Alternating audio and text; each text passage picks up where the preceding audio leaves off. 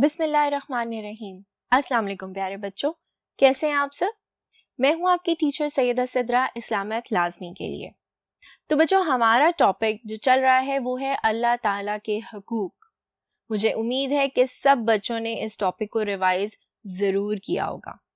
تو بچوں، ہم نے کیا مشق کا حصہ اول، جس میں ہم نے کیا میچ دی فالوئنگس، جس میں ہم نے ایک کالم الف کو کالم بے کے ساتھ میچ کیا، اور ہم نے کیے فل ان دی بلینکس، یعنی خالی جگہ کو پر کریں۔ آج ہم کریں گے مشق کا حصہ دوم، جس میں ہم کریں گے سوالات کے جواب۔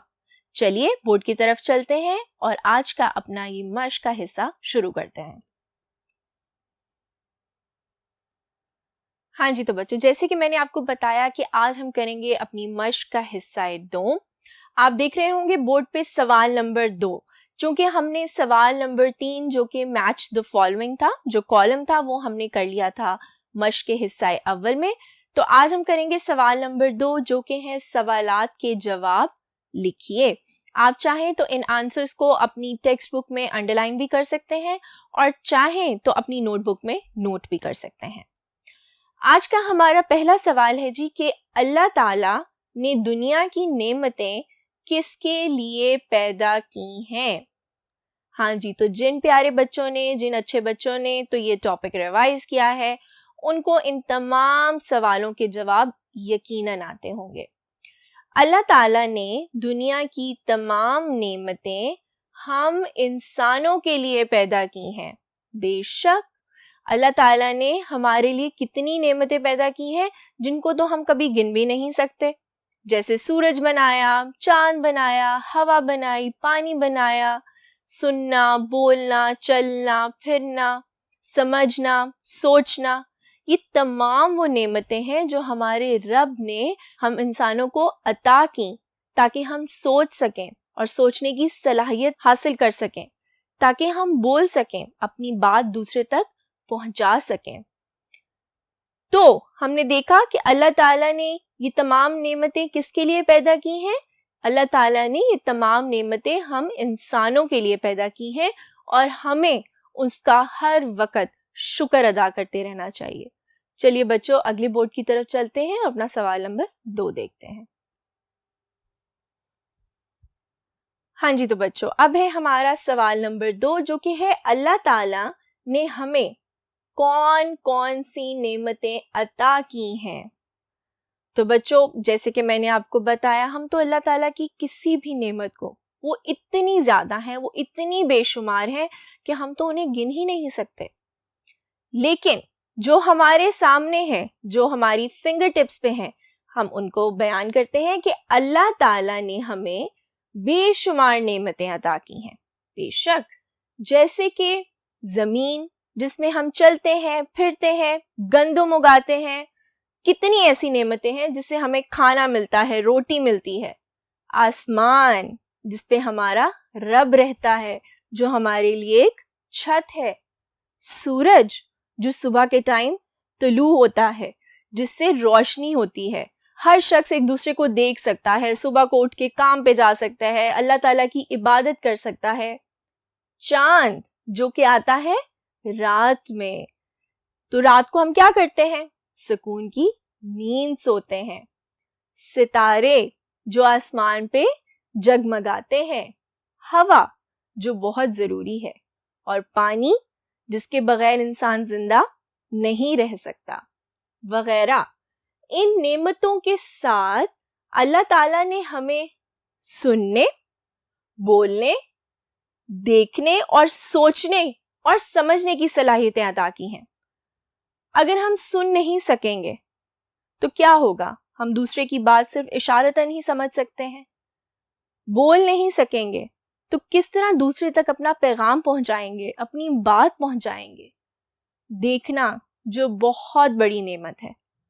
سوچنے کی صلاحیت ہر انسان میں ہونی چاہیے تاکہ وہ صحیح اور غلط کی پہچان کر سکے، اور ہر بات کو سمجھنا چاہیے تاکہ ہم ان نعمتوں سے فائدہ اٹھا سکیں۔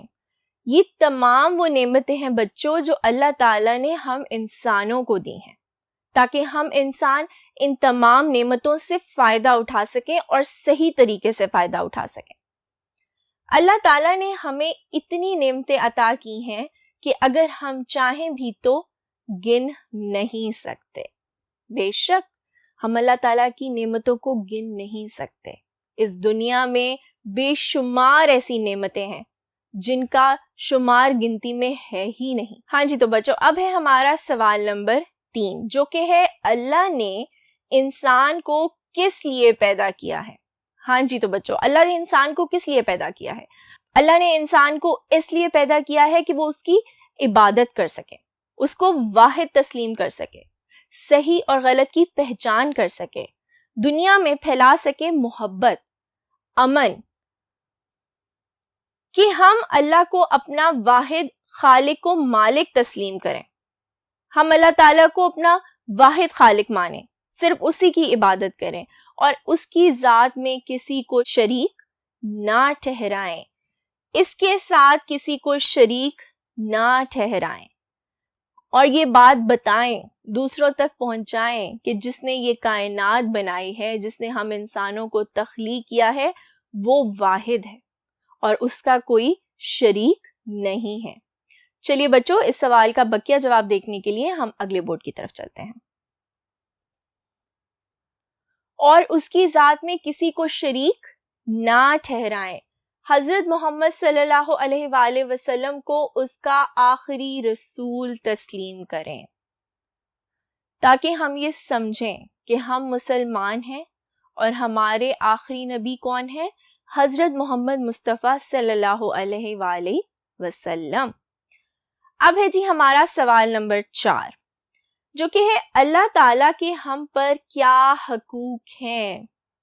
تو بچوں، جیسے والدین کے حقوق ہیں، جیسے اساتذہ کے حقوق ہیں، جیسے ہمسایوں کے حقوق ہیں، ان سب سے بڑھ کر سب سے پہلے کس کے حقوق ہیں؟ اللہ تعالیٰ کے حقوق۔ اللہ تعالیٰ کے ساتھ کسی کو شریک نہ ٹھہرائیں۔ بے شک سب سے پہلی بات کہ اس کی ذات میں کسی کو شریک نہ ٹھہرایا جائے، کیونکہ وہ واحد ہے، اسی نے اس کائنات کو بنایا ہے، اسی نے اس کائنات کو تخلیق کیا ہے۔ اس کے فرشتوں، کتابوں، رسولوں اور آخرت کے دن پر ایمان لائیں، اور ہم یہ جانیں کہ اس دنیا میں ہم جتنے اعمال کریں گے، خواہ وہ اچھے ہوں یا برے ہوں، ان سب کا سوال کیا جائے گا ہم سے قیامت کے دن، جب تمام مردوں کو اٹھایا جائے گا اور یہ دنیا فنا ہو جائے گی۔ اور کس کی ذات ہے جو رہ جائے گی؟ صرف اللہ تعالیٰ کی ذات۔ تمام فرض عبادات کو پورے ایمان کے ساتھ ادا کریں۔ اب فرض عبادات میں سب سے پہلے تو آتی ہے نماز، جو کہ ہے 5 وقت، جو ہمیں مقررہ وقت پر ادا کرنی چاہیے۔ پھر آتے ہیں رمضان کے روزے، 30 دن، 1 مہینہ۔ کوشش کریں کہ رمضان کے روزے ضرور رکھیں اور رمضان کے مہینے میں جتنی عبادت کر سکیں کی جائے۔ پھر ہے جی زکوٰۃ۔ زکوٰۃ ہمیشہ اللہ تعالیٰ کے مال میں سے لوگوں تک جو مستحق ہیں ان تک پہنچانی چاہیے۔ ایسے ہی آتی ہے حج، اور حج ان پر واجب ہے جو حج کرنا افورڈ کر سکتے ہیں۔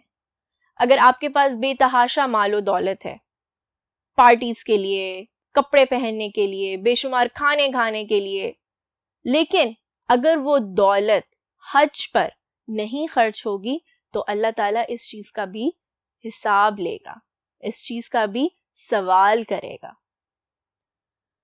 جو چیز اللہ نے حلال کر دی ہے اس کو حلال جانے، اور جس چیز کو حرام قرار دیا ہے اسے حرام سمجھے۔ تو دنیا میں جو چیزیں ہم انسانوں پر حلال ہیں اس کو حلال ہی سمجھیں، لیکن جو چیزیں اللہ تعالیٰ کے نزدیک اور اللہ تعالیٰ نے ہم انسانوں پر حرام کی ہیں اس کو حرام ہی سمجھیں اور اس سے بچیں۔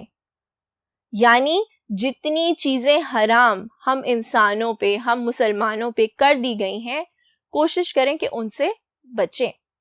اللہ تعالیٰ کا یہ بھی حق ہے کہ سب سے بڑھ کر اس سے محبت کی جائے. بے شک اللہ تعالیٰ سے بے تحاشا محبت کرنی چاہیے. کیوں کرنی چاہیے؟ کیونکہ اس نے ہمیں تخلیق کیا ہے، اس نے ہمیں بے تحاشا خوبصورت نعمتیں عطا کی ہیں. چلیے بچوں آگے بڑھتے ہیں اور آج کا اپنا آخری سوال دیکھتے ہیں. ہاں جی تو بچوں آج کا ہمارا سوال نمبر 5 جو کہ ہے آخری سوال. ہم اللہ تعالیٰ اور اس کے رسول صلی اللہ علیہ وآلہ وسلم سے اپنی محبت کا اظہار کیسے کر سکتے ہیں؟ چلیے اس کا جواب پڑھتے ہیں کہ اللہ تعالیٰ نے ہمیں زمین پر سب سے بہترین مخلوق یعنی اشرف المخلوقات بنایا ہے اور بے شمار نعمتیں بھی عطا کی ہیں جنہیں گنا نہیں جا سکتا. ہماری محبت کا اظہار ان نعمتوں کا شکر ادا کر کے کر سکتے ہیں، فرض عبادات کو پورا کر کے کر سکتے ہیں. رسول صلی اللہ علیہ وآلہ وسلم سے اظہار محبت ان کے بتائے ہوئے دینی اصولوں پر چل کر کی جا سکتی ہے. اسلام جیسا خوبصورت دین ہم تک پہنچانے کا شکر ادا کر کے کی جا سکتی ہے. تو بچوں اللہ تعالیٰ سے سب سے زیادہ اظہار محبت ہم اس کے بتائے ہوئے رستے پر چل کے کر سکتے ہیں، برائیوں سے دور رہ کر، گناہوں سے دور رہ کر، جھوٹ سے دور رہ کر، غیبت سے دور رہ کر، اور بہت سے ایسے برے کام ہیں جن سے دور رہ کر ہم اپنے اللہ تعالیٰ کو یقین دلا سکتے ہیں کہ یا اللہ ہم تجھ سے محبت کرتے ہیں اور ہم اپنی پوری کوشش کرتے ہیں کہ ہم تیرے بتائے ہوئے دین پہ یعنی اسلام پہ چل سکیں، سچ بولیں، کسی کا برا نہ چاہیں. اور رسول اللہ جیسا تحفہ ہمارے رب نے عطا کیا، اسلام ہم تک پہنچایا اتنی مصیبتوں کے بعد، اتنی رکاوٹوں کے بعد. ہم اللہ تعالیٰ کا جتنا شکر ادا کریں اتنا ہی کم ہے. اور تم اپنے رب کی کون کون سی نعمتوں کو جھٹلاؤ گے؟ کوشش کرو کہ 5 وقت کی نماز پڑھو تو ہر سجدے میں اپنے رب کا شکر ادا کرو کہ یا اللہ تیرا شکر ہے کہ ہم مسلمان ہیں اور تو نے ہمیں اسلام جیسا دین دیا ہے. تو بچوں یہ ٹاپک اللہ تعالیٰ کے حقوق مشق کے حصہ دوم کے ساتھ یہیں اختتام ہوتا ہے. اب ہم ملیں گے ہم اپنے نیکسٹ لیکچر میں، تب تک اپنا بہت خیال رکھیے. اللہ حافظ.